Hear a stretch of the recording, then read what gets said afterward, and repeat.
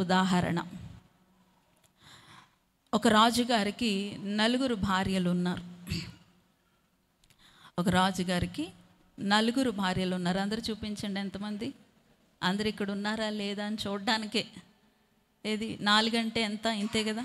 చూపించండి ఒకసారి, పైకి పెట్టండి చేతులు. 4 భార్యలు ఉన్నారు. వెరీ గుడ్, దేవునికి స్తోత్రం. అందులో రాజుగారికి 3 భార్యలు అంటే చాలా ఇష్టం.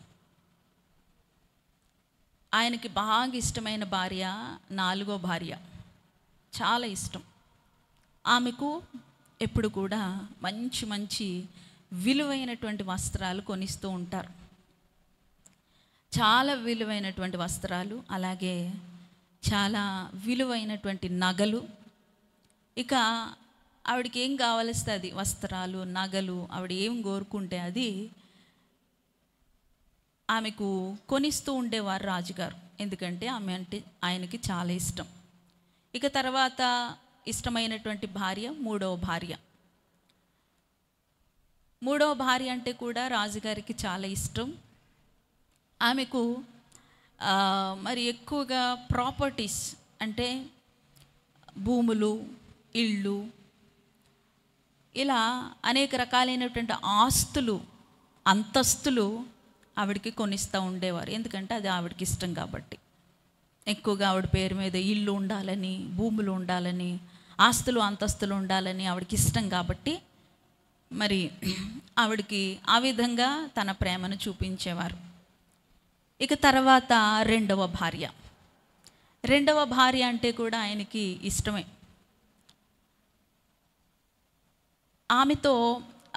ఆమెకు తన యొక్క ప్రేమను ఎలా వ్యక్తపరిచేవారంటే, ఈ మిగిలినటువంటి 3 భార్యల కంటే, 3 భార్యల కంటే కూడా 2వ భార్యతో ఎక్కువగా సమయాన్ని గడిపేవారు. మోస్ట్ ఆఫ్ ద టైం చాలా ఎక్కువ సమయము 2వ భార్యతో గడుపుతూ ఉండేవారు. ఇక రాజుగారికి ఉండేటువంటి బాధలు, కష్టాలు, ఇవన్నీ కూడా ఎక్కువగా మనస్సు విప్పి 2వ భార్యతోనే పంచుకునేవారు. మిగతా వారు మరి వినేవారు కాదో ఏమో తెలియదు, కానీ 2వ భార్యతో ఎక్కువగా మనసు విప్పి మాట్లాడుతూ ఎక్కువ సమయాన్ని ఆమెతో కేటాయించేవారు. ఇక మిగిలింది మొదటి భార్య.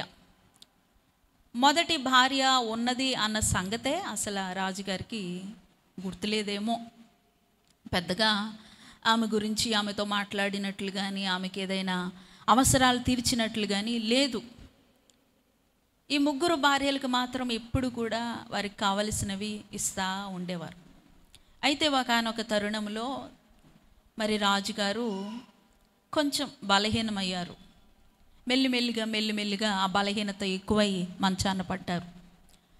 ఇక ఆయనకు అర్థమైపోతుంది, నేను ఇంకా ఎక్కువ రోజులు బ్రతకను, నా సమయం దగ్గర పడింది అని రాజుగారికి అర్థమయ్యి వెంటనే తను బాగా చాలా ఎక్కువగా ప్రేమిస్తున్న 4వ భార్యను పిలిపించి ఆమెతో ఇలా అంటున్నారు, అమ్మా, ఇప్పుడు నేను కొన్ని రోజుల్లో చనిపోతాను, నాకు అర్థమవుతుంది. అయితే నేను చాలా ఎక్కువగా నిన్ను ప్రేమించాను కదా అందరికంటే కూడా. నేను చనిపోయిన తర్వాత నేను మరి పరలోకం వెళ్ళినప్పుడు నా చావులో నాకు తోడుగా నువ్వు నాతో వస్తావా అని 4వ భార్యను అడిగారు. అడిగితే 4వ భార్య అన్నది కదా, అదెలా కుదురుతుంది, నేను రాను. అవును, నువ్వు నాకు అన్నీ కొనిచ్చావు, నగలు కొనిచ్చావు, వస్త్రాలు కొనిచ్చావు, మరి వేసవకాలం వచ్చినప్పుడు నాకు కావలసినటువంటి మంచి కాటన్ లెనిన్ దుస్తులు నాకు కొనిచ్చారు, శీతాకాలంలో నాకు అవసరమైనటువంటి ఉలెన్ దుస్తులు నాకు ఇచ్చారు, నాకు కావలసిన ప్రతి నగ నట్ర అన్నీ కూడా కొనిచ్చారు. ఓకే, దానికని చెప్పేసి నేను మీతో పాటు రాలేనండి, దయచేసి నన్ను క్షమించండి, నేను మీతో పాటు మీ చావులో నేను మీకు తోడుగా రాలేనని చెప్పి మొహం మీదే చెప్పేసి ఆమె బయటికి వెళ్ళిపోయింది. ఇక తర్వాత 3వ భార్యను పిలిచారు. 3వ భార్యను పిలిచి, అమ్మా, నేను కొన్ని రోజుల్లో చనిపోతున్నాను, ఇదిగో నాతో పాటు మరి నా చావులో నాకు తోడుగా నువ్వు వస్తావా అని అడిగినప్పుడు 3వ భార్య కూడా అలా ఎలా కుదురుతుందండి, నేను రాలేను, ఖచ్చితంగా నేను రాలేను అని చెప్పి ఆమె కూడా మొహం మీదే చెప్పేసి బయటికి వెళ్ళిపోతుంది. ఇక రెండో భార్యని పిలిచారు. రెండో భార్యని పిలిచి సేమ్ క్వశ్చన్, అమ్మా నేను చనిపోయినప్పుడు నాతో పాటు నాకు తోడుగా నా చావులో నువ్వు వస్తావా అని అడిగితే ఆమె కూడా నిర్మోహమాటంగా నేను రాలేనండి, అవసరమైతే మీరు చనిపోయినప్పుడు మరి మీ కొరకు మంచిగా మంచి మంచి విలువైనటువంటి గోరి కట్టిస్తాను. అసలు మన సమాధులు మన బరియల్ గ్రౌండ్లోనే ఎవరికి లేనంత విలువైనటువంటి చక్కని లేకపోతే గంధపు చక్కలతో నేను మిమ్మల్ని కాలుస్తాను, లేకపోతే మీ కొరకు మంచి సమాధి కట్టిస్తాను, నేను మీ సమాధి పూడ్చేంత వరకు కూడా మీ దగ్గరే ఉంటాను, కానీ మీ చావులో నేను మీతో పాటు రాలేనండి అని చెప్పేసి ఆమె కూడా నిర్మోహమాటంగా మొహమ్మే చెప్పేసి వెళ్ళిపోయింది బయటికి. ఇక మొదటి భార్యను పిలవాలా వద్దా అనేటువంటి సంకోచంలో ఉన్నారు. ఎందుకంటే ఆమెతో మాట్లాడింది లేదు, ఆమెను చూసింది లేదు, ఆమెను పలకరించింది లేదు, ఆమెకు ఏ అవసరాలు కూడా తీర్చింది లేదు. కాబట్టి ఇక ఖచ్చితంగా ఈమె రాదులే అని ఆమెను అడగకుండా మౌనంగా ఉన్నటువంటి ఆ తరుణంలో మొదటి భార్య ఈ పరిస్థితి అంతా కూడా గమనించుకొని తనంతట తానుగానే తన భర్త అయినటువంటి రాజుగారి దగ్గరికి వచ్చి, అయ్యా నేను వస్తాను మీతో పాటు, మీ చావులో మీకు తోడుగా నేను మీతో పాటు వస్తాను అని చెప్పి ఆమె బదులిచ్చినప్పుడు రాజు కన్నీటి పర్యంతరమయ్యి పశ్చాత్తాపముతో అయ్యో అయ్యో అయ్యో నేను నా మొదటి భార్యకు నేను స్థానం ఇవ్వలేకపోయానే, ఆమెను పట్టించుకోలేకపోయానే, ఇదిగో మిగతా ముగ్గురు భార్యలను ప్రేమించినంత మరి ఆ ప్రేమలో కొంచెం ప్రేమైన ఈమెకు అందించలేకపోయానే, అయినా సరే మరి ఈ పరిస్థితుల్లో నాతో పాటు ఉంటాను అని నాకు మాట ఇచ్చింది, నేను ముందే ఈమె యొక్క ప్రేమ తెలుసుకుని ఉంటే ఎంత బాగుండు అని పశ్చాత్తాపపడుతూ కన్నీటి పర్యంతరం అయ్యారండి. దేవునికి స్తోత్రం. ఇది ఒక ఉదాహరణ, ఇది ఒక కథ. అయితే ఈ కథలో నుంచి నేను మీకు కొన్ని సత్యాలను మీకు చెప్తాను. ఏంటో తెలుసా, అక్కడ కనపడుతున్నటువంటి ఆ రాజు ఎవరంటే నేను లేక నువ్వు, మనం. రాజు ఎవరు? నువ్వే. ఎవరు? నువ్వే. రాజుకి ఎంతమంది భార్యలు ఉన్నారు? మనందరికి కూడా 4 భార్యలు ఉన్నట్లే. ఒక్కొక్కరికి మనకు ఎవరెవరు ఉన్నారు? 4 భార్యలు ఉన్నారు. అందులో 4వ భార్య ఎవరు?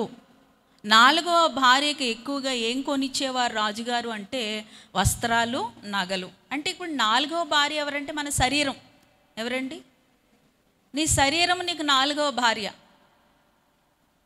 మన శరీరాన్ని చాలా ఎక్కువగా ప్రేమించుకుంటాం. నగలు, వస్త్రాలు చాలా ఎక్కువైనటువంటి ప్రాధాన్యత, ప్రాముఖ్యత శరీరానికి ఇస్తూ ఉంటారు. ఇప్పుడు మూడవ భార్య ఎవరంటే మనము సంపాదించుకున్నటువంటి ఆస్తిపాస్తులు.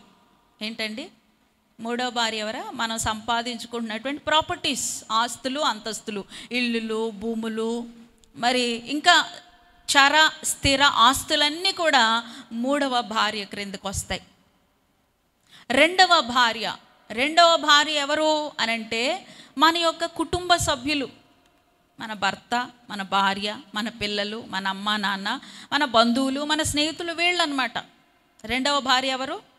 మన కుటుంబ సభ్యులు, మన బంధువులు, మన స్నేహితులు, వీళ్ళందరూ కూడా రెండవ భార్య దగ్గరకు వస్తారు. మొదటి భార్య ఎవరు అనంటే మన ఆత్మ. ఎవరండి? అందరూ చెప్పండి. మొదటి భార్య ఎవరు? మన ఆత్మ. ఇప్పుడు ఒకానొక దినాన్న మనం చనిపోతాం. చనిపోతారా? డౌట్గా ఏమన్నా ఉందా? డౌట్ ఏం లేదు, చనిపోతారు. ఇది మాత్రం మీరు ఫిక్స్ అయిపోండి. దేవుని స్తోత్రం. ఇవాళ కాకపోతే రేపు, రేపు కాకపోతే చచ్చిపోతారు. ఫిక్స్ అయిపోవాలి. మనం బతికేద్దాము అనేటువంటి ఒక ఆశ ఎక్కువ పెంచుకోవద్దు. ఎప్పుడోకప్పుడు అందరము చనిపోతాం. ఓకే, చనిపోతున్నప్పుడు మన 4వ భార్య మనతో వస్తుందా? రాదు. ఎందుకంటే ఈ వస్త్రాలు, మనం సంపాదించుకున్నటువంటి నగలు, మనం ప్రేమించినటువంటి, మనం ఎంతగానో ప్రేమిస్తున్నటువంటి శరీరం ఏమైపోతుంది? మనతో పాటు రాదు. తర్వాత తీసుకెళ్ళి మట్టిలో పెట్టేస్తారు, కొన్ని సాంప్రదాయాలు కాల్చేస్తారు. ఏదైతేనేమి కొన్ని శరీరాలు బూడిదైపోతే, కొన్ని శరీరాలు మట్టిగా కలిసిపోతే మనతో పాటు రాదు. అందుకే ఈ భూమి మీద మనం బ్రతికి ఉన్నప్పుడు మన శరీరానికి ఎక్కువ విలువ ఇవ్వకూడదు, ప్రాధాన్యత ఇవ్వకూడదు. ప్రాధాన్యత ఇవ్వద్దు అన్నారు కదా అని చెప్పి స్నానం గట్రా మానేసి ఉండొద్దు. భోజనం గీజనం చేయకుండా అలా నిర్లక్ష్యంగా ఉండొద్దు. ప్రాధాన్యత అంటే ఎంతవరకు కొన్ని అవసరతలు ఉంటాయి, ఆ అవసరతలను తీరుస్తూ మరి విలువైనటువంటి వాటిని ఎక్కువగా మన శరీరానికి అలవాటు చేస్తూ మన శరీరాన్ని మనం అలా పోషించకూడదు. ఎందుకంటే ఒకానొక దినాన్ని మనం చనిపోయిన తర్వాత మన శరీరము తిరిగి మనతో పాటు రాదు. ఇక మూడవ భార్య దగ్గరికి వస్తే, మనం సంపాదించుకున్నటువంటి ఆస్తి పాస్తులు, అంతస్తులు చాలా కూడగట్టుకుంటాము. మన పేరు మీద బోళ్ళు ఇల్లు ఉండొచ్చు, బోళ్ళని భూములు ఉండొచ్చు, చాలా ఆస్తులు, చాలా అంతస్తులు మన పేరు మీద ఉండొచ్చు. కానీ మనం చనిపోయినప్పుడు అవి మనతో పాటు వస్తాయా అంటే రావు. మనము సంపాదించిన యావత్ సంపాదన అంతా కూడా ఇక్కడ వదిలిపెట్టి వెళ్ళిపోవలసిందే. అది ఎవరు అనుభవిస్తారో తెలీదు. ప్రసంగిలో అంటాడు సొలొమోను గారు, సంపాదించిన తర్వాత దాన్ని మనం చనిపోయిన తర్వాత ఎవరు తింటారో, ఎవరు తాగుతారో, ఏ బుద్ధిహీనుడు వచ్చి తింటాడో మనకేం తెలుసు. అక్కడ అలాగే ఉంటుంది. కాబట్టి ఎక్కువగా ఆస్తులు సంపాదించుకోవాలని, అంతస్తులు సంపాదించుకోవాలని ఎక్కువ ప్రాధాన్యత, ఎక్కువ టైము మూడో భార్య కేటాయించొద్దు, నాలుగో భార్య కేటాయించొద్దు, నాలుగో భార్యకి మూడో భార్యకి అంటే శరీరానికి, అలాగే ఆస్తులు అంతస్తులు కూడగట్టుకోవడానికి, సంపాదించుకోవడానికి ఎక్కువ సమయాన్ని చాలామంది కేటాయిస్తూ ఉంటారు. ఇక రెండవ భార్య దగ్గరికి వస్తే ఎవరండి? కుటుంబ సభ్యులు. వాళ్ళు ఏమన్నారు? రాజు దగ్గరికి వచ్చి భార్య ఏమంటుంది, కావాలంటే నేను మీ సమాధుల దొడ్డు వరకు వస్తాను, నేను ఆ బరియల్ గ్రౌండ్ వరకు వస్తాను, మీ కొరకు చాలా విలువైనటువంటి మంచి ఆ యొక్క గోరి నేను మీకు కట్టిస్తాను అని అంటుంది ఆ భార్య. ఏవండి, బంధువులకి, మన కుటుంబ సభ్యులకి ఎంత ప్రాధాన్యత ఇవ్వాలో అంత ప్రాధాన్యతే. దేవునికి స్తోత్రం. ఎవరైనా సరే, ఎందుకంటే ఇప్పుడు మనం చనిపోతే వాళ్ళు మనతో పాటు వస్తారా? రారు. ఏడుస్తారు, దుఃఖపడతారు, సమాధులు దొడ్డు వరకు వస్తారు, ఆ భాగం వరకు వస్తారు. అవసరమైతే మరి చనిపోయిన తర్వాత చక్కగా మంచి విలువైనటువంటి మరి గ్రానైట్తో గోరీలు కట్టిస్తారు. కొన్ని సాంప్రదాయాలు అయితే గంధపు చెక్కలతో కాలుస్తారు. చాలా గ్రాండ్గా మరి దిన కార్యక్రమాలు అవి చేస్తారు, భోజనాలు పెడతారు. రకరకాల 100 రకాల ఐటమ్స్తో భోజనాలు పెట్టచ్చు. కానీ వాళ్ళు నీ చావులో నీతో పాటు తోడుగా రారు. కాబట్టి వాళ్ళ కొరకు ఎక్కువ టైం కేటాయించి, సమయము భర్త కొరకు, భార్య కొరకు, పిల్లల కొరకు, బంధువుల కొరకు, స్నేహితుల కొరకు, వాళ్ళ కొరకే ఎక్కువ సమయాన్ని కేటాయిస్తూ నీ సమయాన్ని నువ్వు వ్యర్థం చేసుకోవద్దు. దేవునికి స్తోత్రం. ఇవ్వాలి, ఫ్యామిలీకి ఇవ్వాల్సినటువంటి ఇంపార్టెన్స్ ఇవ్వాలి, ఆస్తిపాస్తులు సంపాదించుకోవడంలో ఇంపార్టెన్స్ ఉండాలి, నీ శరీరం గురించినటువంటి శ్రద్ధ కూడా ఉండాలి. కానీ తగు మాత్రంగా, ఎంతవరకు ఉండాలో అంతవరకే, ఎంతవరకు చేయాలో అంతవరకే, ఎంతవరకు తోగగలవో అంతవరకే, అంతే ఏదైనా. దేవునికి స్తోత్రం. హల్లెలూయా. మనము బాగా లక్ష్య పెట్టాల్సింది ఎవరినో తెలుసా? మొదటి భార్యని. ఎవరినండి? మన ఆత్మను. ఎందుకంటే ఆత్మ మరి దయచేయువాని దగ్గరికి తిరిగి వెళ్ళాలి కదా. చనిపోయిన తర్వాత ఆత్మ అక్కడికి వెళ్ళిపోవాలి. అక్కడికి వెళ్ళిపోవాలంటే మన ఆత్మ గురించినటువంటి ప్రాముఖ్యత మనం తీసుకున్న, ఆత్మకి ఎక్కువ సమయాన్ని కేటాయిస్తూ ఆత్మను ఎలా శుద్ధి చేసుకోవాలి, ఆత్మను దేవుని రాజ్యం కొరకు ఎలా సిద్ధపరచుకోవాలి, నా ఆత్మను మరి దేవునితో పాటు లీనమవ్వడానికి, దేవునితో పాటు యుగయుగాలు ఆయనతో నివాసం ఉండడానికి, ఆ సంతోషంలో పాలు పొందులు పంచుకోవడానికి నేను ఏం చేయాలి అని నీ ఆత్మ గురించినటువంటి, నీ గురించినటువంటి నీవు ఎక్కువ సమయాన్ని కేటాయించుకొని ఆత్మ యందు శ్రద్ధ కలిగి ఉండాలి. దేవునికి స్తోత్రం. హల్లెలూయా, హల్లెలూయా. అర్థమవుతుందండి? శరీరానికి ఎక్కువ సమయం కేటాయించొద్దు. ఇప్పటికైనా ఆ రాజుగారు అంతా అయిపోయిన తర్వాత పశ్చాత్తాపపడ్డారు. అలా కాకుండా మరికి ఇంకా మనకి సమయం ఉంది కాబట్టి ఇప్పుడే మన ఆత్మ గురించి, అయ్యో నేను ఎక్కువ నా ఆత్మ గురించి నేను సమయాన్ని కేటాయించలేకపోయానే అనేటువంటి పశ్చాత్తాపము మనలోనికి రానిద్దాము. దేవునికి స్తోత్రం. హల్లెలూయా, హల్లెలూయా. శరీరంకి ఎంత సమయం ఇవ్వాలో అంతే సమయం ఇవ్వు. నీ ఆస్తులు అంతస్తులు, మరి పిల్లలకి నువ్వు కూడబెట్టాల్సినటువంటి ఆ పిత్రార్జితం ఎంతైతే ఉందో అది నువ్వు ఎంతవరకు చేయగలవు అంతవరకే చేయి. ఎక్కువ ఇంకా దాని గురించే 24 గంటలు దాని వెనకాలే పరుగు పెట్టొద్దు. నిజమే, పిల్లల కొరకు పిత్రార్జితం సంపాదించి పెట్టాలి. మన వంతుగా మన పిల్లలకి ఎంతో కొంత మనం కూడగట్టాలి. ఎందుకంటే మన తర్వాత మన బిడ్డలు ఉంటారు కాబట్టి. అలా అని చెప్పి వారి కొరకు సంపాదనలో పడిపోయి ఇక నిన్ను గురించి, నీ ఆత్మను గురించి, నువ్వు చేరుకోవలసినటువంటి ఆ దేవుని యొక్క రాజ్యం గురించి నువ్వు మర్చిపోయి మరి సమయాన్నంతా కూడా ఆస్తులు కూడగట్టుకోవడంలో ఉంచుకోకూడదు. దేవునికి స్తోత్రం కలుగునుగా. హల్లెలూయా, హల్లెలూయా. ఆత్మ యందు శ్రద్ధ కలిగి ఉండండి. ఆత్మ పరలోకములో లీనమయ్యేంత వరకు కూడా, దేవుని రాజ్యం చేరుకునేంత వరకు కూడా ఎప్పుడు నీ ఆత్మను నువ్వు శ్రద్ధ కలిగి నీ ఆత్మను పట్టించుకుంటూ, ఎక్కడైనా నేను ఆత్మలో పడిపోతున్నానా, ఎక్కడైనా ఆత్మలో జారిపోతున్నానా అని చెప్పి ఆత్మను సరి చేసుకోవాల్సినటువంటి బాధ్యత, నిన్ను నువ్వు ఎప్పటికప్పుడు పరీక్షించుకొని నిన్ను నువ్వు ఎప్పటికప్పుడు సరి చేసుకోవాల్సినటువంటి బాధ్యత ఉంది నీ మీద. నీ గురించి నీవే పట్టించుకోగలవు, ఇంకెవరు పట్టించుకోరు.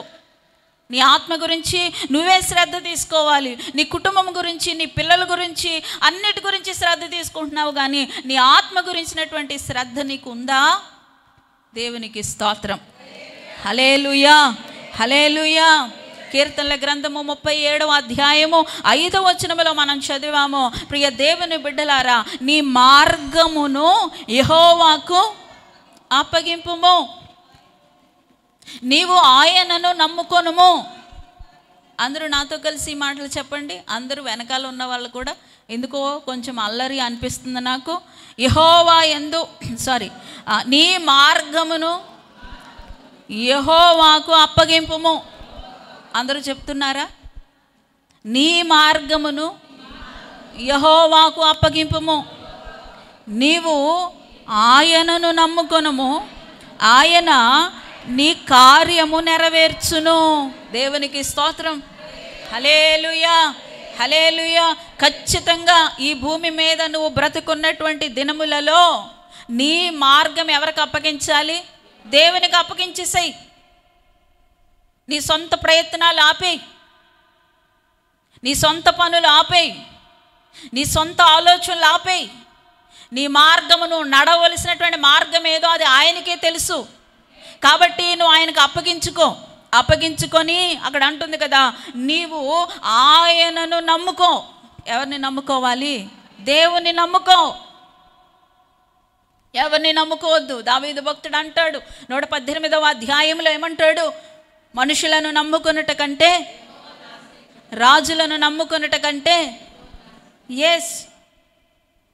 కంటే వాళ్ళని వీళ్ళని నమ్ముకోవడం కంటే, అది మనుషులనైనా, రాజులనైనా, పరిస్థితులనైనా, మరి ఎవరినైనా, దానికంటే వాళ్ళకంటే కూడా నువ్వు యెహోవాని నమ్ముకొనుట మేలు, దీవెనకరము, ఆశీర్వాదకరము.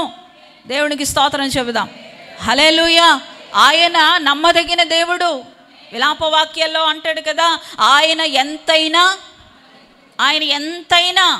నమ్మదగిన దేవుడు. దేవునికి స్తోత్రం. హల్లెలూయా. నమ్మదగినటువంటి ఆ దేవుణ్ణి మనం నమ్ముకోవాలి. నమ్మడానికి యోగ్యత కలిగి ఉంది ఆయన దగ్గర. దేవునికి స్తోత్రం. అన్ని సమయాలలో, అన్ని సందర్భాలలో మనము దేవుణ్ణి నమ్ముకోవాలి. దేవునికి స్తోత్రం. నీ శరీరాన్ని నమ్ముకోవద్దు, నీ బలాన్ని నమ్ముకోవద్దు, నీ తెలివిని నమ్ముకోవద్దు, నీ జ్ఞానాన్ని నమ్ముకోవద్దు, నీ చదువుని నమ్ముకోవద్దు, నీ యొక్క పరిస్థితులను నమ్ముకోవద్దు, నీ ఆస్తుల్ని, అంతస్తుల్ని, నీ కలిగినటువంటి బంధు బలగాన్ని కూడా నమ్ముకోవద్దు. వాళ్ళందరూ కూడా నీవు చనిపోయిన తర్వాత నిన్ను వదిలిపెట్టేస్తారు. నువ్వు నమ్ముకోవాల్సింది దేవుణ్ణి. దేవునికి స్తోత్రం. హల్లెలూయా. ఆయన యందు నమ్మిక ఉంచు. హల్లెలూయా. 115వ కీర్తన 11వ వచనంలో అంటాడు కదా, యెహోవా యందు నమ్మిక ఉంచుడి అనేటువంటి మాటను మనం చూస్తాం. 62వ కీర్తన 8వ వచనంలో చూస్తే ఎల్లప్పుడూ దేవుని యందు నమ్మిక ఉంచుడి అనే మాట చూస్తాం. దేవుని యందు నమ్మకం ఉంచాలి. ఎప్పుడు నమ్మకం ఉంచాలి? ఎల్లప్పుడూ, ఎవ్రీ టైం, ప్రతిసారి, ప్రతి గడియ మనము దేవుని యందే నమ్మకం పెట్టుకోవాలి. ఎందుకంటే కొన్నిసార్లు మన నమ్మకం అనేది సడలత ఉంటుంది. కొన్నిసార్లు నమ్ముకుందాం ఇంకా నమ్మేసుకుందాం అని అనిపిస్తుంది. ఒక్కొక్కసారి మన పరిస్థితులు అలాగా మన నమ్మకాన్ని సడలిపోయేలాగా చేస్తాయి. అలాంటి దారుణమైనటువంటి భయంకరమైనటువంటి పరిస్థితులు మనకు ఎదురవుతాయండి. ఇప్పటికే మీరు చాలా సందర్భాలలో అలాంటి పరిస్థితులు మీరు చవి చూశారు. అలాంటి టైంలో ఇక దేవుడిని నమ్ముకోవడం ఎందుకులే, ఆయన మీద నమ్మకం ఉంచడం ఎందుకులే, ఎంత నమ్మకం ఉంచుకున్నా సరే జరిగేదేముంది, ఒరిగేదేముంది అని మనకు అనిపిస్తుంది. అనిపించలేదు? ఎప్పుడు అనిపిస్తుంది. కానీ దేవుని యొక్క వాక్యం చెప్తా ఉంది, ప్రియ దేవుని జనాంగమా, మీరు ఎల్లప్పుడూ కూడా ప్రభు అయినటువంటి యేసుక్రీస్తు యందు నమ్మకం ఉంచుకోండి. ఆ నమ్మకాన్ని మీరు విడిచిపెట్టొద్దు, ఆ నమ్మకాన్ని మీరు వదిలిపెట్టుకోవద్దు. దేవునికి స్తోత్రం. హల్లెలూయా. కీర్తన గ్రంథం 26వ అధ్యాయము 26వ అధ్యాయం 1వ వచనంలో మీరు సందేహింపక అనుమానపడకుండా మీరు ఆయన యందు నమ్మకం ఉంచండి అనే మాట మనం అక్కడ చదువుతాం. హల్లెలూయా. ఎల్లప్పుడూ నమ్ముకోవాలి, ఎల్లప్పుడూ ఆయన యందు నమ్మిక ఉంచాలి. అయితే మధ్యలో సందేహం రానివ్వకండి. హల్లెలూయా. మధ్యలో అనుమానం రానివ్వకండి. అనుమానపు బీజం, సందేహం అనేటువంటి ఆ బీజం మనలో పడనివ్వకుండా, ఇదిగో సందేహింపక అసలు ఇది ఆయన వల్ల జరుగుతుందా, ఇది ఆయన చేస్తాడా, ఆయన చేయగలడా అనేటువంటి సందేహం అనే అనుమానం అసలు మీలోనికి రానివ్వకండి. హల్లెలూయా. హల్లెలూయా. రానివ్వకండి. ఆయనకు సమస్తము సాధ్యమే. హల్లెలూయా. హల్లెలూయా. ఆయనకు సమస్తము సాధ్యమే. కాబట్టి సందేహం రానివ్వద్దు. చూడండి, మార్కు సువార్తలో 9వ అధ్యాయంలో ఒక మాటను మనం చూద్దాం. మార్కు సువార్త చూడండి ఒకసారి. మార్కు సువార్త 9వ అధ్యాయము 23వ వచనాన్ని మనం చూస్తే, అందుకు యేసు నమ్ముట నీ వలనైతే, అందుకు యేసు ప్రభు వారు స్వయంగా పలుకుతున్నటువంటి మాట ఇది. నమ్ముట నీ వలనైతే, నమ్మువానికి సమస్తము సాధ్యమే. అమ్మా జాగ్రత్తగా వెళ్ళండి. నమ్మడం మీ వలనైతే, నమ్మడం మీకు వస్తే, బలమైనటువంటి సందేహం లేనటువంటి చాలా దృఢమైనటువంటి పరిపూర్ణమైనటువంటి నమ్మకం మీకు దేవుని మీద ఉంటే, నమ్మువానికి సమస్తము సాధ్యమే. మీరు ఎవరినైతే నమ్ముతున్నారో ఆయనకు అసాధ్యమైనది ఏది కూడా లేదు. దేవునికి స్తోత్రం. హల్లెలూయా. ఇది చెప్పడానికి, పలకడానికి మరి చాలా సులువైనటువంటి విషయం అండి. కానీ వెన్ ఇట్ కమ్స్ టు అది మనం ఆచరణలో పెట్టాల్సి వచ్చినప్పుడు అది చాలా కష్టంగా ఉంటుంది. నమ్మడం నీ వలనైతే, పరిస్థితి అననుకూలంగా ఉంది, పరిస్థితి బీభత్సంగా ఉంది, ప్రళయంగా ఉంది, పరిస్థితులు ప్రళయం సృష్టిస్తూ ఉన్నాయి. అలాంటి టైంలో కూడా నమ్మకం ఉంచితే ఆ నమ్మేటువంటి ఆ దేవునికి సమస్తము సాధ్యమే. దేవునికి స్తోత్రం. హల్లెలూయా. హల్లెలూయా. ఈ సందర్భంలో అక్కడ ఒక చిన్నవానికి ఒక మూగదయ్యం పట్టినట్లుగా మనకు కనపడతా ఉంది. ఆ వ్యక్తికి ఏ దయ్యం పట్టిందండి? మూగదయ్యం పట్టింది. అది ఆ తండ్రి వచ్చి అంటా ఉన్నాడు కదా, పట్టునప్పుడెల్లా, అంటే అది పద్దాకా ఆ చిన్నవాడిని పట్టుకుని ఉండట్లా. సమ్టైమ్స్ కొన్నిసార్లు ఆ బిడ్డ ఆ చిన్నవాడు బాగానే ఉంటా ఉన్నాడు, కానీ సడన్గా వచ్చి అపవిత్రాత్మ ఏం చేస్తుందంట, పట్టుకుంటుంది. అది పట్టుకున్నప్పుడల్లా ఏం జరుగుతుంది? ఆ బిడ్డ కింద పడిపోతున్నాడు. ఆ చిన్నవాడు కింద పడిపోయి విలవిలా కొట్టుకుంటున్నాడు. విలవిలా కొట్టుకొని నోట్లో నుంచి ఏమొస్తుంది? నొరగలు వస్తూ ఉన్నాయి. కొట్టుకుంటున్నాడు, బాగా విలవిల్లాడిపోతూ ఉన్నాడు. కొంచెం సేపటికి వదిలేస్తుంది అపవిత్రాత్మ. ఇది చాలా సంవత్సరాల నుంచి జరుగుతుంది. చాలా సంవత్సరాల నుంచి అంటే గనక మనం దాన్ని క్షుణ్ణంగా పరిశీలన చేస్తే, అతడు చిన్నతనం నుంచి, బాల్యములో పుట్టినప్పటి నుంచి ఈ బిడ్డకి ఆ బలహీనత ఉందంట. కొన్నిసార్లు అపవిత్రాత్మ వచ్చి గట్టిగా పట్టుకుంటుంది. కొన్నిసార్లు అపవిత్రాత్మ పట్టుకుందా మిమ్మల్ని ఎప్పుడైనా? కొంతమంది చెప్తూ ఉంటారు, మీద పడిపోతుందండి, నొక్కేస్తుందండి, గిచ్చేస్తుందండి, అరుస్తున్నా రానివ్వట్లేదన్నమాట. అదే అపవిత్రాత్మ పట్టుకుంటుంది అప్పుడప్పుడు వచ్చి. అది పట్టుకున్నప్పుడల్లా వింత వింత చేష్టలన్నీ కూడా చేస్తూ ఉంటుంది దెయ్యం. మొన్న కూడా చెప్పాను, ఒక్కొక్క అపవిత్రాత్మ, ఒక్కొక్క దెయ్యము మరి ఒక్కొక్క వింత వింత చేష్ట చేస్తూ ఉంటుంది. ఈ దెయ్యానికి ఉండేటువంటి ప్రత్యేకత ఏంటంటే మోగ దెయ్యం అనమాట. బిడ్డను అరవనివ్వట్లా, నోరిలా నాలిక అదంతా కూడా గట్టిగా పట్టేసుకుంటుంది. ఎందుకంటే ఆ దయ్యం పట్టుకున్నప్పుడల్లా అది ఎక్కడ పడేస్తుందంటే తరచుగా అగ్నిలోనూ తరచుగా నీటిలో పడేస్తుందంట. ఆ బిడ్డని చంపేయాలని అపవిత్రాత్మ చాలా రకాలుగా ప్రయత్నం చేస్తూ ఉంది. దేవునికి మహిమ కలుగును గాక. ఆమేన్. హల్లెలూయా, హల్లెలూయా. చాలా చాలా ప్రయత్నం చేస్తూ ఉంది. కాబట్టి మరి ఆ తండ్రి శిష్యుల దగ్గరికి తీసుకొచ్చాడు. వారు వెళ్ళగొట్టలేకపోయారు. ఇప్పుడు యేసు ప్రభు వారి దగ్గరికి వచ్చి, అయ్యా నా బిడ్డ పరిస్థితి ఇది, చిన్నప్పటి నుంచి ఇదే పరిస్థితి, కొంతసేపు బాగానే ఉన్నాడు, కొంతసేపు దయ్యం పట్టేస్తుంది. దయ్యం పట్టేసుకుంటే గనక ఆ పిల్లోడు పడిపోతున్నాడు. అయ్యో ఆ పిల్లవాడి బాధ నేను చూడలేకపోతున్నాను. చిన్నతనం నుంచి వీడిని నేను బ్రతికించుకోవడానికి, వీడిని కాపాడుకోవడానికి నేను చాలా ప్రయత్నాలు చేస్తూ ఉన్నాను. అయ్యా నీ వలనైతే, అక్కడ నాన్నగారు అంటారనమాట, ఆ చిన్న బిడ్డ యొక్క తండ్రి, అయ్యా నీ వలనైతే ఈ చిన్నవాడిని బాగు చేయి, నీ వలన అయితే ఈ దయ్యాన్ని వెళ్ళగొట్టు అన్నప్పుడు యేసు ప్రభువారు ఒక మాట అన్నారు. అప్పుడు యేసు, ఇదిగో నాయనా, నమ్మడం నీ వలనైతే నేను ఇది చెయ్యగలను, నేను ఈ దురాత్మను వెళ్ళగొట్టగలను, ఈ అపవిత్రాత్మను నేను బంధించగలను అని నమ్మడం నీ వలనైతే అది సాధ్యమవుతుంది. అంటే నమ్మకపోతే ఏమవుదని అర్థం? ఇక్కడికి వచ్చారు మీరందరూ, ఎందుకు వచ్చారు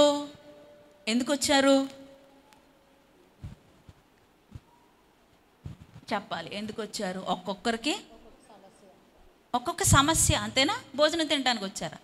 లేదు కదా. దేవుడికి స్తోత్రం. హల్లెలూయా. లేకపోతే ఏదో సరదాగా టైం పాస్ చేయడానికి వచ్చారా? లేదు కదా. టైం పాస్ చేయాలంటే ఇంటి దగ్గరే వాళ్ళు చేయొచ్చు. ఇక్కడికి ఎందుకు వచ్చి కూర్చున్నారు? ఎందుకు ఈ ప్రయాస? ఎందుకు ఇంత సమయాన్ని కేటాయించుకొని వచ్చి ఇక్కడ కూర్చున్నారంటే ఒక్కొక్కరిది ఒక్కొక్క సమస్య. కొన్ని అంతరంగంలో ఉన్నాయి సమస్యలు, కొన్ని బయటకు కనిపిస్తున్నాయి, కొన్ని లోపల ఉన్నాయి. కొంతమందికి ఆర్థిక ఇబ్బందులు, కొంతమందికి వివాహం అవ్వట్ల, కొంతమందికి గర్భాలు లేవు, కొంతమందికి అప్పులు, కొంతమందికి శరీరంలో అనేక రకాలైనటువంటి రోగాలు. ఒకటి కాదండి అసలు. మరి పేర్లు ఎక్కడి నుంచి పుట్టుకొస్తున్నాయో ఆ రోగాలకు, వింత వింత పేర్లు. ఏవండి, ఇంకా కొత్త కొత్త రోగాలు వస్తూ ఉన్నాయి, కొత్త కొత్త వ్యాధులు వస్తూ ఉన్నాయి, మనుషుల్ని మెలిపెట్టేస్తున్నాయి. అలా ఏదో ఒక సమస్యలో మీరు వచ్చి ఇక్కడ కూర్చున్నారు, ఏదో ఒక బాధతో వచ్చి కూర్చున్నారు, ఏదో ఒక రోగంతో వచ్చి కూర్చున్నారు, ఏదో పొందుకోవాలని వచ్చి కూర్చున్నారు. అయితే వచ్చి అలా కూర్చొని వెళ్ళిపోతే జరిగేది కాదు. ప్రభు ఈరోజు చెప్తా ఉన్నాడు, నమ్మడం నీ వలనైతే నాకు సాధ్యమే ప్రతిదీ. అంటే నువ్వు నమ్మకపోతే నేను చెయ్యను అని అర్థం. అక్కడ నువ్వు నమ్మాలి. నువ్వు నమ్మకపోతే అది నీకు జరగదు. నువ్వు నమ్మకపోతే అది అంతగా మరి ఆయన చేయడానికి ఇష్టపడడు. దేవునికి స్తోత్రం. హల్లెలూయా. షుగరు చాలా ఎక్కువైపోయింది, 350 ఉందంటున్నారు డాక్టర్ గారు. మరి ఈ షుగరు ఇలా తగ్గడం దేవుని వల్ల అవుతుందా అని అనుకోవద్దు. దేవునికి స్తోత్రం. హల్లెలూయా. బీపీ లెవెల్స్ పెరిగిపోతున్నాయి, నాకున్నటువంటి జబ్బు రోజు రోజుకి పెరిగిపోతుంది, నాకున్నటువంటి అప్పులు రోజు రోజుకి పెరిగిపోతున్నాయి. అసలు ఇన్ని అప్పులు తీర్చడం, ఇంత భయంకరమైన జబ్బు తగ్గించడం ఆయన వల్ల అవుతుందా అని నువ్వు అనుకోవద్దు, సందేహపడొద్దు, అనుమానపడొద్దు. ప్రియ దేవుని బిడ్డలారా, ఈరోజు పరిశుద్ధాత్మ దేవుడు మరొక్కసారి మీ హృదయాలతో మాట్లాడుతూ మీ జ్ఞాపం చేస్తా ఉన్నాడు. నువ్వు నమ్మిక కలిగి ఉండు, నమ్మిక మాత్రం ఉంచు, ఆయనకు సమస్తము సాధ్యమే. హల్లెలూయా. శూన్యములో నుంచి, ఎక్కడి నుంచి? శూన్యములో నుంచి సృష్టిని కలుగ చేశాడు ఆయన. హల్లెలూయా. ఏమీ లేని దగ్గర ఇదిగో సూర్యుడు వచ్చునుగాక, చంద్రుడు వచ్చునుగాక, భూమి ఆకాశాలు వచ్చినగాక, శూన్యములో నుండి, ఖాళీ ప్రదేశంలో నుంచి ఆయన యావత్ సృష్టిని కలుగజేశాడు ఆయన. ఆమేన్. హల్లెలూయా. నీకు ఎప్పుడైనా కొంచెం సందేహం కలుగుతుందా? ఎప్పుడైనా నీకు కొంచెం అనుమానం వస్తూ ఉందా? ఎప్పుడైనా కొంచెం అపనమ్మకం నేను ఆవహిస్తూ ఉందా? వెంటనే పరిశుద్ధ గ్రంథంలో ప్రభువు చేసినటువంటి అద్భుతాల లిస్టు చదువు. ఆయన చేసిన మిరాకిల్స్ లిస్టు చదువు. ఓల్డ్ టెస్ట్మెంట్లోను, న్యూ టెస్ట్మెంట్లో కూడా, పాత నిబంధన గ్రంథంలో, క్రొత్త నిబంధనలో కూడా ఆయన చేసిన అద్భుతాలు చదువు. ఆయన అద్భుతాలు ధ్యానించు. వెంటనే అది నీకేమవుతుంది తెలుసా? బూస్ట్ తాగినట్టు అవుతుంది. హల్లెలూయా, హల్లెలూయా. ఎప్పుడైనా శరీరం సడన్గా నీరసం వచ్చేసింది అనుకోండి, వెంటనే ఏదో ఎనర్జీ డ్రింక్ తాగుతాం. వెంటనే ఏమవుతుంది? వెంటనే మనకి శక్తి, ఎనర్జీ వస్తుంది. అలాగే ఎప్పుడైనా నీ విశ్వాసం బలహీనమవుతా ఉందా? అపనమ్మకం, అమ్మో ఇన్ని రోజులు అయిపోయిందేంటి, ఇన్ని వారాలు అయిపోయిందేంటి, అయినా ఇంకా జరగలేదేంటి అని ఎప్పుడైనా అపనమ్మకము, అనుమానము నీ దగ్గరికి వస్తుందా? సాతాను వచ్చేస్తున్నాడు, జాగ్రత్త. వెంటనే పరిశుద్ధ లేఖన భాగాల్లో ఆయన చేసిన అటువంటి అద్భుతాలు చదువు, మరణ చదువు, ధ్యానించు. ఓ గాడ్, దేవా, ఇంత అద్భుతం నువ్వు చేసావా? ఇశ్రాయేలు ప్రజలను మరి ఆ అరణ్యములో 40 సంవత్సరాల పాటు నువ్వు నడిపించుకుంటూ వచ్చావా? ఆ అద్భుతాలు జ్ఞాపకం చేసుకుంటే మనకి బోళ్ళంతా బూస్ట్ తాగినంత ఎనర్జీ వచ్చేస్తుందండి. మరలా మన విశ్వాసం పుంజుకుంటుంది. మరలా మన విశ్వాసం ఏమవుతుంది? బలం చెందుకుంటుంది. ఆమేన్, హల్లెలూయా. కాబట్టి ప్రియ దేవుని బిడ్డలారా, ఇక్కడ మీరు ఏ పరిస్థితిలో వచ్చినా, ఏ కారణం చేత వచ్చినా, ఇదిగో ఈరోజు ప్రభు చెప్తా ఉన్నాడు, నమ్మిక మాత్రం ఉంచు, ఆయనకు సమస్తము సాధ్యమే. అప్పుడు వెంటనే తండ్రి అంటాడు కదా, అయ్యా మరి అపనమ్మకం ఉంచకుండా, అపనమ్మకం రాకుండా మీరు నాకు సహాయం చేయండి అని మరి తండ్రిని వేడుకుంటాడు. అక్కడ ఆ మాట దగ్గర ఫుట్ నోట్లో ఉంటుంది కదా, కన్నీళ్లతో ఆయన వేడుకున్నాడు అనేటువంటి మాట మనకు అక్కడ స్పష్టంగా కనపడుతుందండి. దేవునికి స్తోత్రం, హల్లెలూయా. కన్నీళ్లు విడిచి అయ్యా నా కుమారుడి నిమిత్తమై నాకు నమ్మకం ఉంది, నా కుమారుని మీరు బాగు చేయగలరని నాకు నమ్మకం ఉంది. ఒకవేళ అపనమ్మకం వస్తుందేమో, అపనమ్మకం నా దగ్గరికి రానివ్వకండి అని చెప్పి కన్నీటితో ప్రభుని వేడుకున్నప్పుడు ప్రభువు మరి తండ్రి మీదను అలాగే చిన్నవాని మీదను కనికరపడి మరి ఆ మోగ దయ్యమును దేవుడు యేసుక్రీస్తు ప్రభువారు వెళ్ళగొట్టినట్లుగాను, ఆ చిన్న బిడ్డ అక్కడ బాగుపడినట్లుగాను మనకి మరి లేఖన భాగాల్లో కనపడతా ఉందండి. దేవునికి స్తోత్రం, హల్లెలూయా, హల్లెలూయా.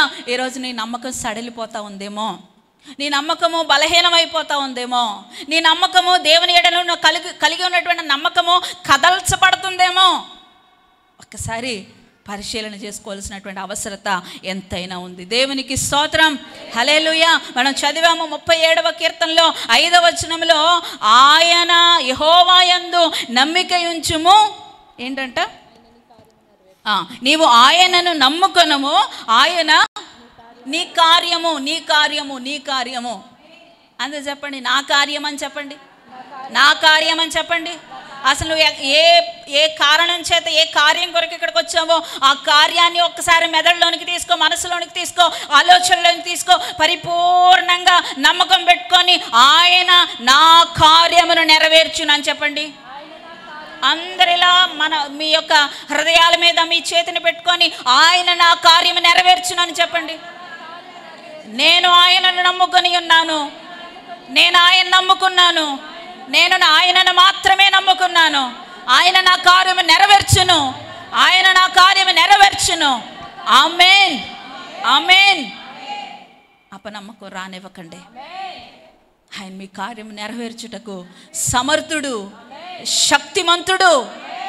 ఆమేన్, హల్లెలూయా.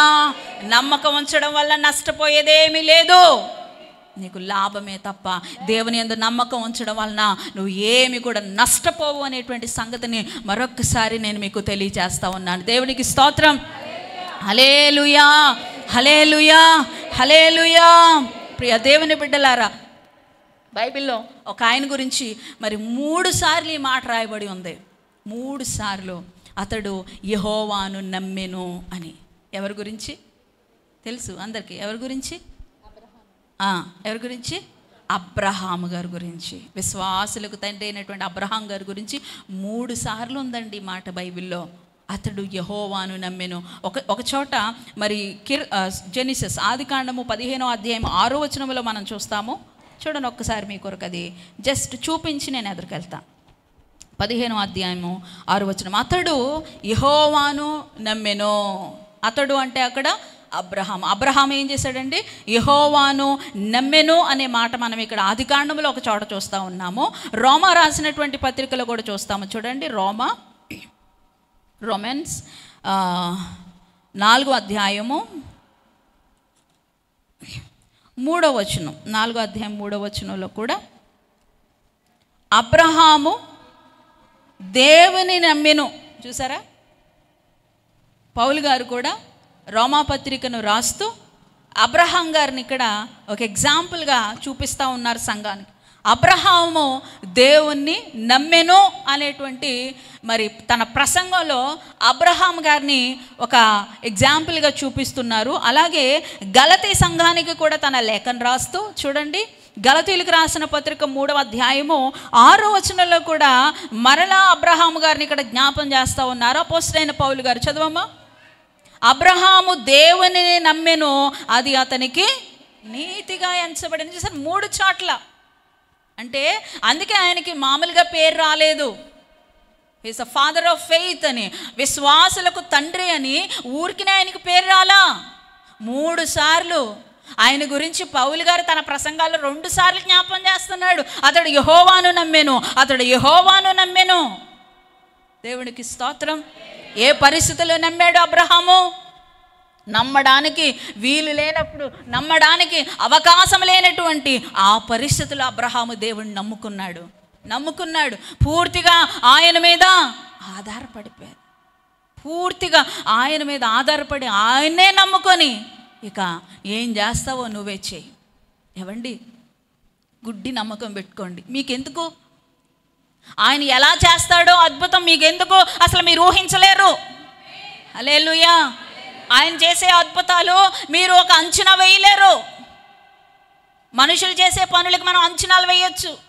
అంచనాలు వేసి ఇది ఇలాగా అది అలాగా అని మనం అంచనాలు వేయచ్చు. కానీ దేవుని యొక్క కార్యాలకి నువ్వు నేను మరి ఎవరు కూడా అంచనాలు వేయలేరు. ఆయన చేసేటువంటి కార్యాలు అసలు మనం ఊహించలేము. అసలు మన ఆలోచనకు కూడా సరిపడవు. ఆయన ఎలా చేస్తాడో అద్భుతం చేస్తాడు. నీకెందుకు? హల్లెలూయా. ఏ పక్క నుంచి దేవుడు ద్వారాలు తెరుస్తాడు ఆయన. నీకెందుకు? నువ్వు గుడ్డి నమ్మకం పెట్టుకో ఆయన మీద. హల్లెలూయా. తెరుస్తాడు వెన్ టైం కమ్స్, అంటే సమయం వచ్చినప్పుడు. హల్లెలూయా. సమయం అంటే మన సమయం కాదు, ఆయనకో సమయం ఉంది. మన సమయంలో అయిపోవాలని మనము ఆరాట పడుతూ ఉంటాం. మన సమయంలో ఏది జరగదు. ఆయన ఒక దాని కొరకు, ప్రతి దాని కొరకు ఆయన మరి ప్రతి వస్తువుని ఎలా కలుగు చేశాడో మనము ప్రొవర్బ్స్లో చదువుతాం. 16వ అధ్యాయంలో చూడండి ఒకసారి. సామెతలు 16వ అధ్యాయంలో 4వ వచనంలో ఒకసారి చూడమ్మా. యెహోవా ప్రతి వస్తువును దాని పని నిమిత్తము కలుగు చేశాను, నాశన దినమునకు ఆయన భక్తిహీనులను కలుగు చేశాను. యెహోవా ప్రతి వస్తువును దాని పని నిమిత్తము ఇప్పుడు ఒక వస్తువు ఉంది, ఇది ఒక వస్తువు. ఈ వస్తువు ఒక పని కొరకు కలుగు చేశాడు. ఇది ఉంది, ఇది ఒక పని కొరకు కలుగు చేశాడు. అలాగే ప్రతిదీ కూడా ప్రతి దానిని ఒక్కొక్క దాని కొరకు కలుగు చేశాడు. ప్రతిదానికి ఒక సమయము కలదు. ప్రసంగిలో అంటాడు, ప్రతిదానికి సమయం. తినడానికి సమయం. మధ్యరాత్రుల్లో లేచిపోయి 1 గంటకి తింటారా ఎవరైనా? దేవునికి ఇస్తా ఒక సమయం ఉంది. 6-7 గంటల లోపు, ఇంకా మనకి కొంచెం ఏమైనా ఉంటే 10 గంటల లోపు తింటారు కొంతమంది. మ్యాక్సిమం అయితే డిన్నర్ కంప్లీట్ చేయాల్సింది 6:30-7 లోపు తినేస్తే ఆరోగ్యానికి మంచిదంట. ఇంటి దగ్గర ఉన్న వాళ్ళు ట్రై చేయండి. దేవునికి స్తోత్రం. కొంతమంది 10ంటికి 12ంటికి తింటారు. అందుకే లేనిపోని అనారోగ్య సమస్యలు. నైట్ డిన్నర్ అంతా 6-6:30-7 లోపు కంప్లీట్ చేసేసుకుంటే ఆరోగ్యానికి మంచిది. దేవునికి స్తోత్రం. హల్లెలూయా, హల్లెలూయా. అలా అని చెప్పేసి మరి మధ్యరాత్రులు ఆకలేస్తుందని లేచి తింటామా? తినం. ప్రతిదానికి ఒక టైం ఉంటుంది.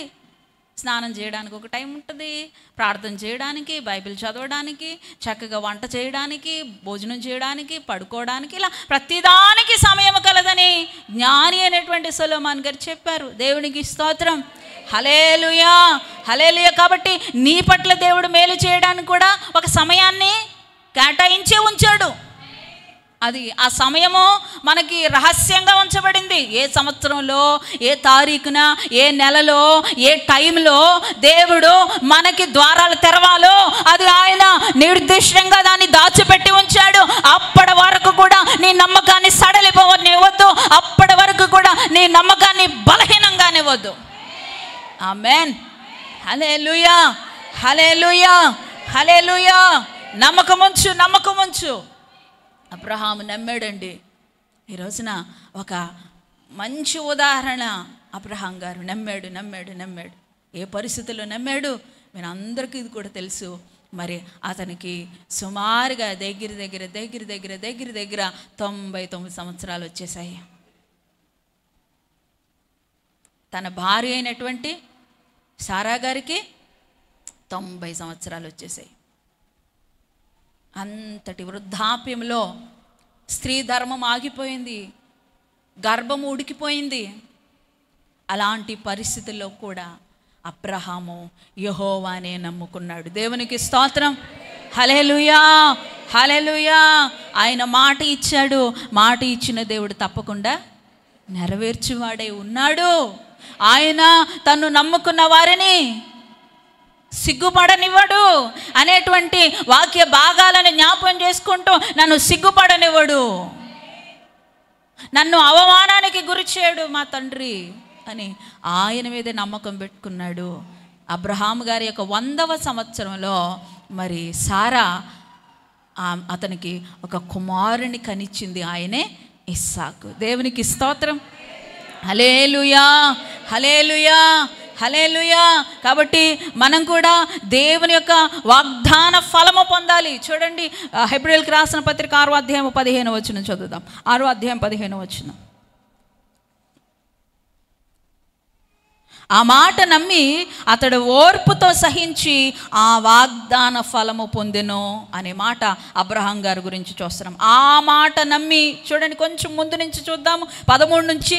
దేవుడు అబ్రహామునకు వాగ్దానం చేసినప్పుడు తనకంటే ఏ గొప్పవాని తోడు అని ప్రమాణము చేయలేకపోయాను గనుక తన తోడు అని ప్రమాణం చేసి నిశ్చయముగా నేను నిన్ను ఆశీర్వదింతును, నిశ్చయముగా నిన్ను విస్తరింపచేతును అని చెప్పాను.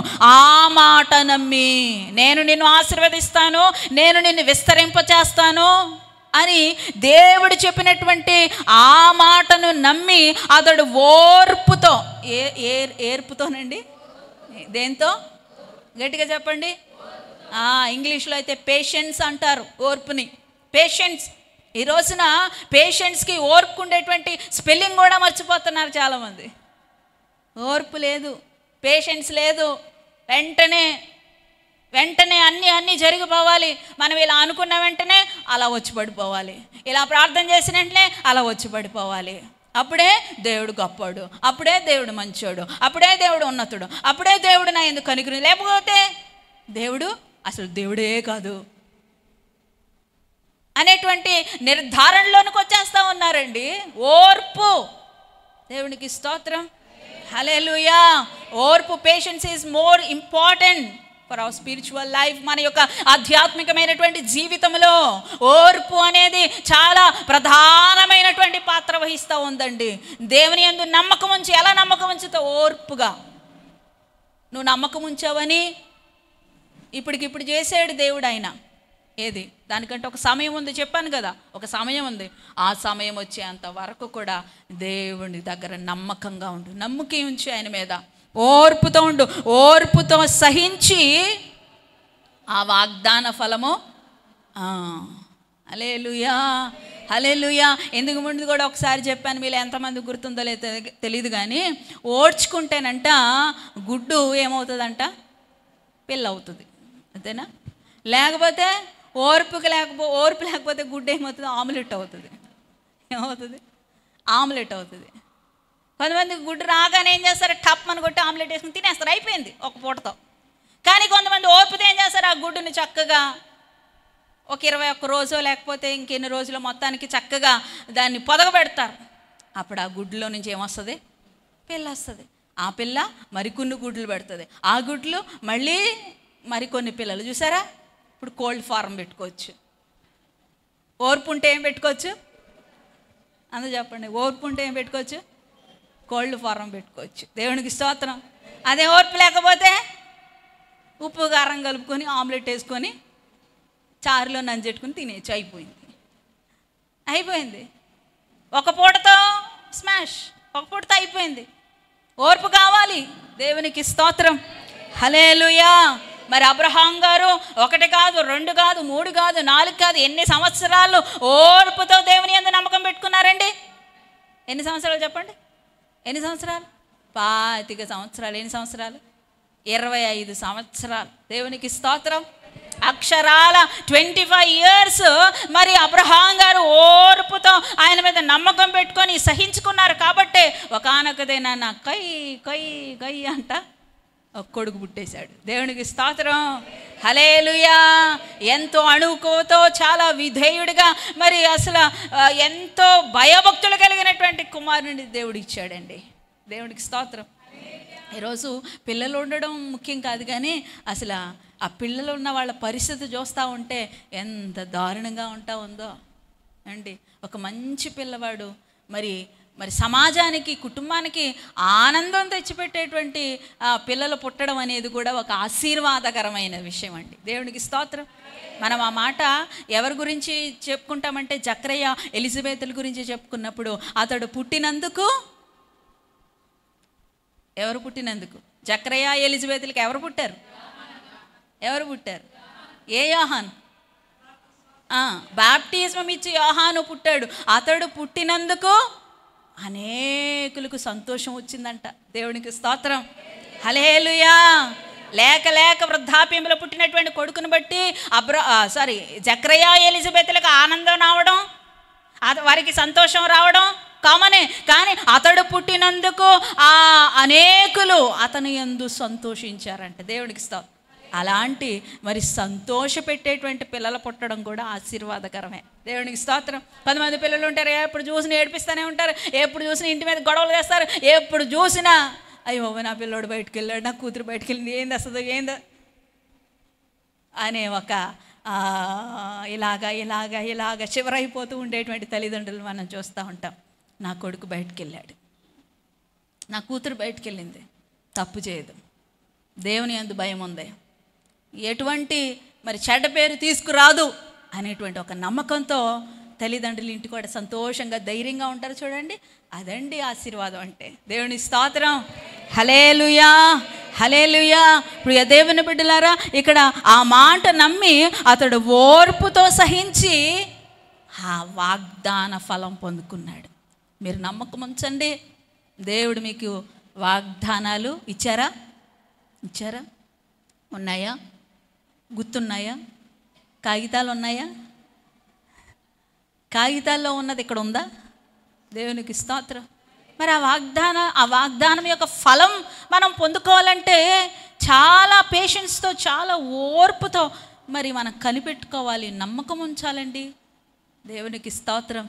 ఏ రోజు నువ్వు ఇక్కడికి వచ్చావంటేనే నువ్వు దేవుని యొక్క ప్రణాళికలో ఉన్నావు అంతే. ఇక్కడ ఊరికినే ఎవరో నడిపించబడరు.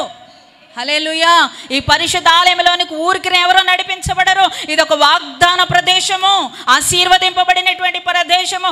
ఈ స్థలంలోనికి నువ్వు వచ్చావంటేనే దేవుని యొక్క ఏర్పాటులో ఉన్నావు, దేవుని యొక్క ప్రణాళికలో నీవు ఉన్నావు. దేవునికి స్తోత్రం. హల్లెలూయా. హల్లెలూయా. దేవుని యొక్క ప్రణాళికలో, దేవుని యొక్క ఏర్పాటులో నువ్వు ఉన్నావు కాబట్టి దేవుడు నీ జీవితంలో అద్భుతం చేయడానికి ఆయన రెడీగా ఉన్నారు. కాబట్టి నువ్వు చేయాల్సిందల్లా ఏంటంటే నమ్మకం ఉంచు. నీ నమ్మకాన్ని కోల్పోవద్దు. నీవు ఆయనను నమ్ముకొనగా ఆయన నీ కార్యము నెరవేర్చు. నీ మార్గంలో ఆయనకు అప్పగించేసేయి. ఆయన నమ్ముకో, నీ ప్రతి కార్యమును ఆయన నెరవేరుస్తాడు. ఏదైనా సరే ఇది అదా అనుకుంటున్నావు నువ్వు. ఏదైనా సరే అమ్మ, ఏదైనా సరే ఆయన మరి తన కృపలో, తన చిత్తంలో మరి తనకు ఇష్టానుసారంగా మరి నీ యొక్క ప్రతి అవసరతన దేవుడు తీర్చువాడుగా ఉన్నాడు. కాబట్టి ఈ రోజున ఆయన యందు నమ్మిక ఉంచుకొని మరి కార్యములు పొందుకుంటూ మరి మనందరం కూడా దీవించబడుతూ ఆయన యొక్క పరిశుద్ధ రాజ్యము కొరకు మనల్ని మన ఆత్మను సిద్ధపరుచుకొందుము కాక. ఆమేన్. పరిశుద్ధుడైన మా దేవ స్తోత్రాలు. ఈ మధ్యాహ్న సమయంలో మీరు మాకు ఇచ్చినటువంటి ఈ వాక్యం బట్టి స్తోత్రాలు నాయన. ఈ మాటలు మా హృదయంలో స్థిరపరచండి. నీ యందు నమ్మిక ఉంచి నీ నుంచి మేము కార్యములు పొందుకునే వారంగా సహాయం చేయండి. మా నమ్మిక సడలనివ్వద్దు, మా నమ్మిక నాయన కదలనివ్వద్దు. స్థిరమైనటువంటి నమ్మిక, దృఢమైనటువంటి నమ్మికతో ప్రభు అబ్రహామునకు వలె, దావీదునకు వలె, ఇదిగో నాయన జకరయ్య మరి ఎలిజబెతునకు వలె నాయన ప్రభువా, ఇదిగో నాయన పరిశుద్ధ లేఖన భాగాల్లో మీ కొరకు నాయన జీవించినటువంటి ఆ భక్తుల వలె మేము కూడా నమ్మికతో జీవించి మా వాగ్దాన ఫలమును మేము పొందుకున్నట్లుగా సహాయం చేయమని యేసు నామములో ప్రార్థిస్తున్నాం తండ్రి. ఆమేన్. అందరికీ వందనాలండి.